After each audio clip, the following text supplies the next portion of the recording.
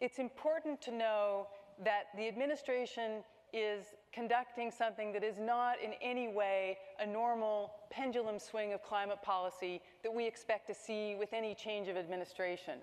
What we're seeing is an unraveling of all federal climate policy.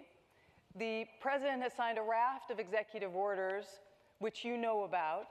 which announce an energy emergency, which seek to support fossil fuel dominance, which instruct the EPA to rescind all major climate regulations and go so far as to essentially eliminate the federal government's role in regulating greenhouse gases. The president has also, in an unprecedented way, frozen funding for alternative energy,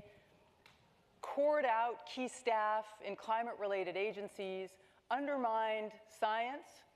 decided to eliminate the federal role in collecting some crucial climate data, and in addition, has instructed the Department of Justice to target states that might want to fill the gap by suing them for climate-related policies that the administration, for one reason or another, doesn't support. In addition, the administration's taken the step of intimidating private sector actors, like financial institutions that join climate coalitions, by threatening to sue them for antitrust violations. But that's not all. The scene we're going to fill out contains, in addition, Congress, in which Congress has rolled back core elements of the Inflation Reduction Act, incentives, subsidies, and tax credits for clean energy alternatives to fossil energy. Congress has also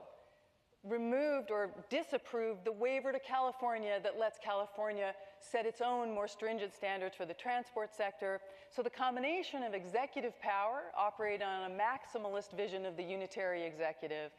paired with congressional action, and then backed up by a Supreme Court that in recent years has been very skeptical of regulation that's forward-leaning and has trimmed the sails of the agencies. If you put these pieces together, executive action, congressional action, and a very sympathetic Supreme Court, we are witnessing something that is the greatest retrenchment of climate law and policy we've ever seen in this country.